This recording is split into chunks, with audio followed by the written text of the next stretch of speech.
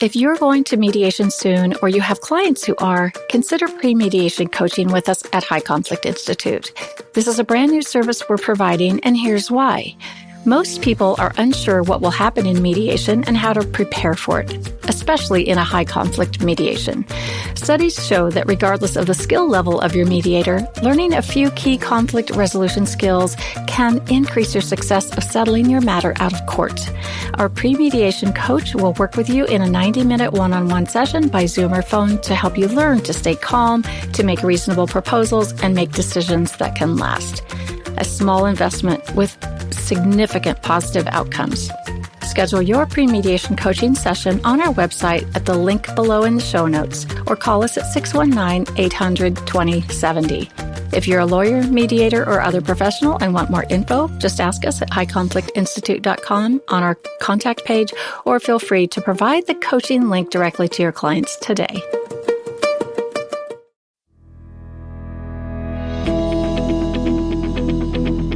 Welcome to It's All Your Fault on True Story FM, the one and only podcast dedicated to helping you identify and deal with the most challenging human interactions, those with someone who may have a high conflict personality.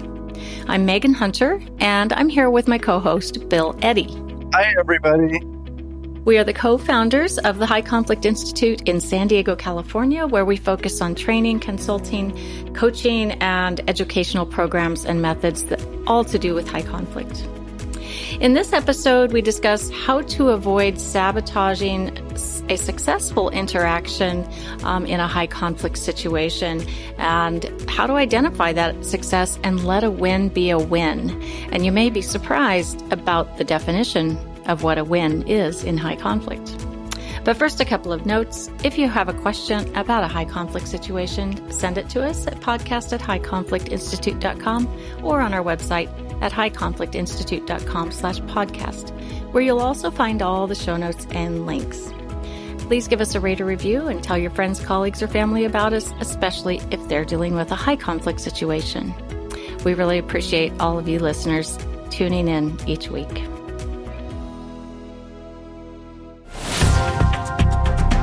Let's talk about letting a win be a win. What does this mean in high conflict? It's a little bit different from ordinary situations where we might focus more on an outcome, perhaps, in resolving a dispute or getting a last word in or something like that. But in high conflict situations, there's a slightly different definition. And what we mean is that we often see people unintentionally sabotage an interaction, a mediation, a negotiation, any type of interaction in a high conflict situation where instead of stopping where there's been some progress, we keep going and we keep pushing for more resolution, for an outcome that we perceive will consider it a win. And it's not a win over the person. I don't mean that by any means. It's just a win in the situation. Did we make some progress? So Bill, what are your thoughts on that? What's the definition of a win in high conflict? Making good progress.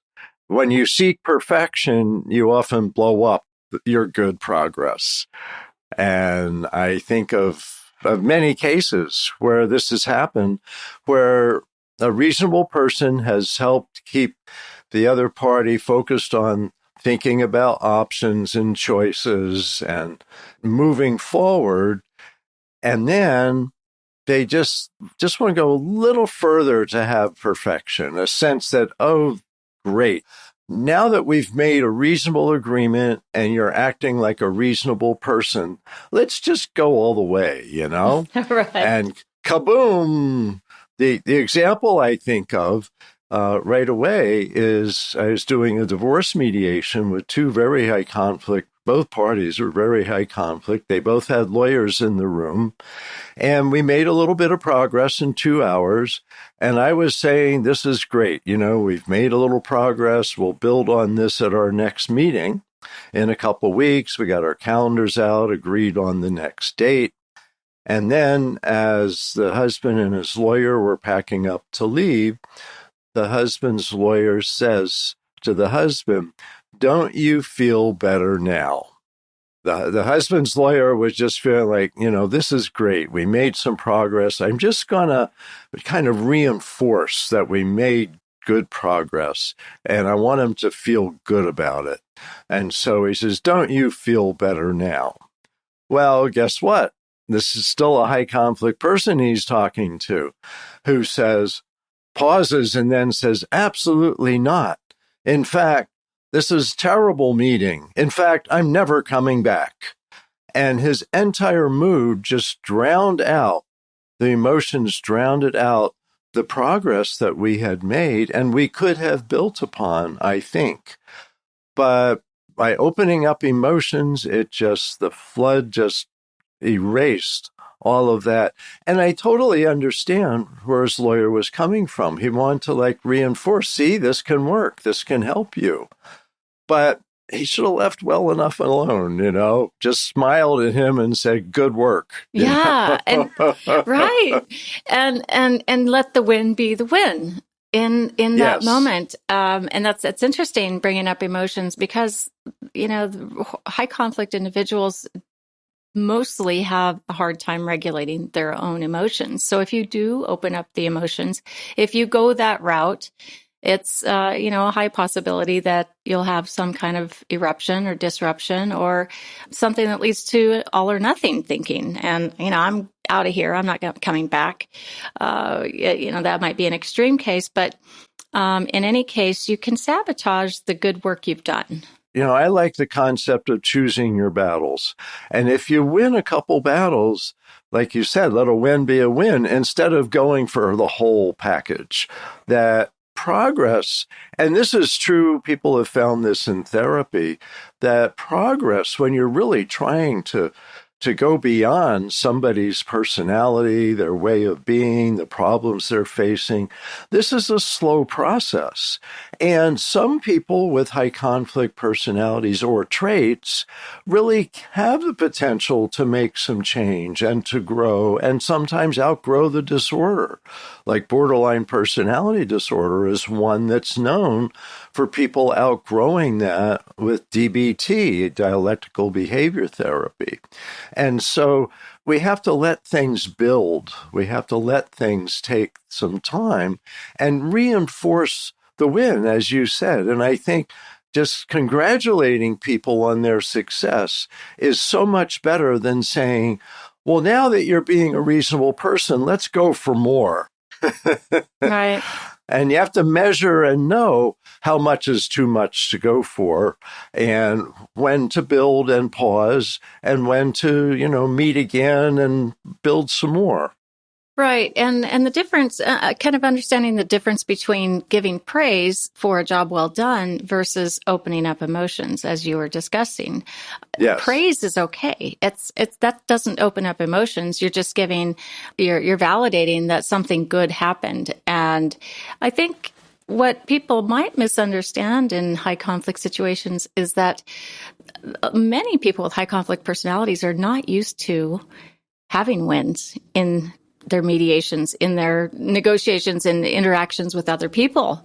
They're frequently, butting heads and getting upset and getting anxious. So when they've had some kind of a win, you're sort of, kind of doing a disservice by, either opening up emotions or just having that last word that's going to blow things up.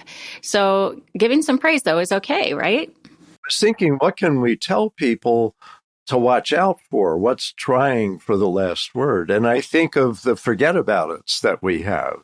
As we say, forget about opening up emotions. And we just talked about how that can blow things up. You want to keep focus on thinking and doing, but also forget about going back to the past. And sometimes, people want to go back to the past and say, well, this is what you should have done before. That blows things up. And trying to give the person insight into themselves. Well, see, if you would just do it this way all the time, you would have friends. And the insight, emotions, and the past are just things to really forget about. And it's sad, but you can help people by helping them think, helping them act, and people can make decisions. We see that all the time, even high conflict people, because you're staying focused on something that can be successful. And you have to be realistic about what can be successful. But if you are, you can constantly have a building process and then kind of pause and shore up your win. And then when it's time, go for some more. But don't go for the whole shebang when you've had a little bit of progress. I guess the definition really of a win in high conflict situations is progress. If you're making progress, it may be slower than progress in other cases and situations, but that's the definition. Yeah, I think that's the fundamental is progress. And actually, in alcohol and drug treatment, they talk a lot about progress, not perfection. And I think that fits totally here. It's when you try for perfection that you blow up the progress. Now, the thought I had, I was remembering back, this is many years ago when I was a therapist, and I was treating a firefighter who had, I think maybe he was in his early or mid 40s, big guy, strong guy, and feeling good about being big and strong. And he had a stroke. Something had happened and he had a stroke. He was slowly starting to be able to come back, like his left arm and some of his thinking and such. And we decided early on that 2% progress was progress. And so we'd have 1% in the counseling office, and then he'd go for a week and then come back. And at first he was saying, it's hopeless, I'll never do this and that. And I said, let's focus on the progress. And I just remember one time he came in and he was just so bright and positive, and he said, I made 2% progress this week. Oh, nice. And he was so proud of that. And what's interesting with a stroke is people can recover, but it may take years and a lot of doing the right things. But, there's people that have recovered from strokes completely in, a few years. Let it be what it has to be. Don't stress your body and your brain. Yeah, that reminds me of the book by Jill Bolte Taylor called My Stroke of Insight. One of my favorite books. Yeah, it was just fantastic because she was a neuroscientist of some type, and she studied strokes for a living. And then she had a stroke, and she's just a brilliant person, and she decided to pay attention to everything that was happening to her as she had this stroke so that she could hopefully someday write about it. And I recall she said it took about 7 years to get beyond all of the really hard therapies and the work. So yeah, I like that. It may be slow going sometimes, but there's progress. So take that progress as a win. And, I think of some meetings I've facilitated between individuals who are very unhappy with each other and seem to exhibit some high conflict behaviors and their interactions were not always very fruitful and productive. We use our proposal technique it's yours, you created it, Bill, to keep a meeting very structured and in a meeting that will get people to some sort of agreement. And I had some just really fantastic success, a win, right? There was progress, an agreement was made, and the meeting should have just ended there. But there was another individual in the room who decided to kind of go back to the past, one of the Fuhgedaboudits, and relate what had just happened to a past event. And that just blew up both parties again. And now they were unhappy, where they just felt some success at reaching an agreement. That's kind of where this comes from. And I also wanted to say, Bill, the giving insight piece you were talking about, one of the other Fuhgedaboudits, it is really one of the most tempting things that people, are kind of a natural instinct that we have to explain to other people that it's something that's really obvious to us and is just not obvious to them at all. And there might be a degree to right fighting and wanting to have a win or to be right, or just you're so ticked off and so aggravated by this person and their behaviors that you might just want to get that last word in or something and give them some insight. And you really have to bite your tongue. Biting your tongue and not going for everything that you'd like to go for. It's so tempting, especially when you can see somebody is sabotaging themselves and it's so simple what they're doing wrong, and you just want to tell them, like maybe no one ever pointed out to them that the way they speak turns people off. And so, why not just inform them? And all the time in our trainings and stuff, at the beginning, we say, don't try to give the person insight. And near the end of many trainings, people still say, well, what about if you just point out what's problematic in their behavior? Will they get it, and will they change? And I said, that's trying for insight. And that can, not only they don't get it, but it can harm your relationship. And the idea of trying to give people insight, there's so many different words we use for that we're not even aware that we're like, oh, well, there's this thing you just did. Can't you see? And it's like, now you're in trouble. Now you're in a big argument. So I think being realistic, that's one of the big things we're trying to teach about high conflict people is don't be judgmental. Be strategic. Be aware of how far you can go so you can have a win be a win. Oh, that's brought to mind an episode of Naked and Afraid, which probably sounds bad to those who have never heard of that TV show, but it's not a nasty show. It's a reality show that's kind of interesting because they volunteers put their name forward to go on kind of an adventure, and they are dropped off in a jungle in, South America or Africa or, Alaska, naked. As soon as they get there, they have to take every last stitch of clothing off, and then they meet someone else that's usually a male and a female paired up, complete strangers. And they have to meet naked, which is awful and so cringy, awkward.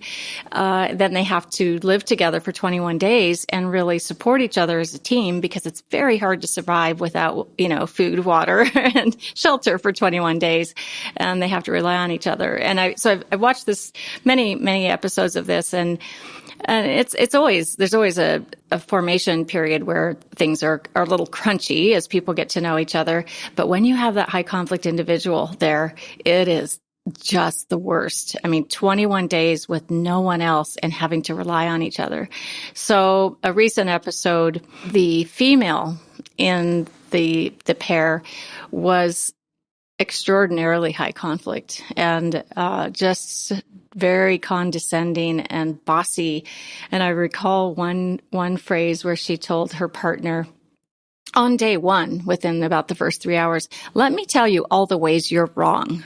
And that along with everything else she was doing, there was lots of all or nothing. There was, blame. And so the whole high conflict pattern was definitely there. But it's interesting to hear someone just say out loud, let me tell you all the ways that you are wrong. That's a warning sign of a high conflict person, because they're preoccupied with blaming others. That's a line to watch out for. If you ever hear that, trouble is coming. And really, blame is what I think kind of the easiest indicator of high conflict, wouldn't you say? I think so. It's often the biggest. It's kind of like, oh, wow, they're blaming me for something I have no control over, or something that they did. And so blame is really, and it's 100%. It's all your fault. We should name a podcast after that. We should. Oh, yeah, we should. Yeah, it's very telling. And I suppose many people, probably most people, have blamed someone at some point in their life. But the high conflict individual, it's just an automatic first thought. It's how they're programmed. When things don't go their way, when things don't go as expected, the automatic first thought is it came from the outside. And that's if you see a pattern of this, it's interesting, and you better better change your strategy. You can predict a lot from that. Yeah. So if someone is 100% blaming you, you can predict they probably have a lot of other all or nothing thinking, perhaps unmanaged emotions. This is how they deal with it, and perhaps some extreme behavior. And that's why it's helpful to recognize warning signs. And then have your expectations adjust. Because I think a lot of what you're saying, Megan, is that people don't let it be a win because they have a bigger win they're aiming for. And we have to have our expectations be realistic. It's worth trying to make things better, and often you can manage a relationship, but it may never be the perfect relationship that you wanted. And I think of that with people and their parents, adults and their older parents, and that people, if they had a high conflict parent, as adults, they come back and want to give feedback and say, Mom, you have this problem. Just fix this problem and you'll be so much happier. We read about it on the internet. And I have a case like that. 3 sisters confronted their mother over the holidays, and their mother said, "Get out of my house. I never want to see you again." Oh, boy. And so their expectations they didn't realize that you can blow things up. And if you have a high conflict person in your family, you may have to accept that you're going to have more of a surface relationship, but try to make the surface relationship comfortable and happy and the best that it can be, like holidays and celebrations and things like that. Exactly.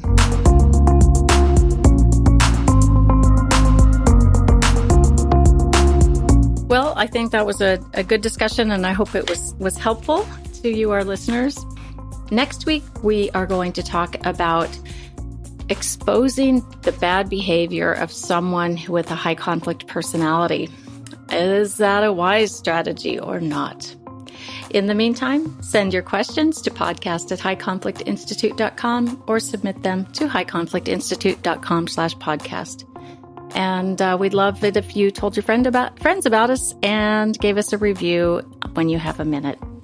So keep learning and practicing these skills and being kind to yourself and others while we all try to find the missing piece. It's All Your Fault is a production of True Story FM. Engineering by Andy Nelson. Music by Wolf Samuels, John Coggins, and Ziv Moran.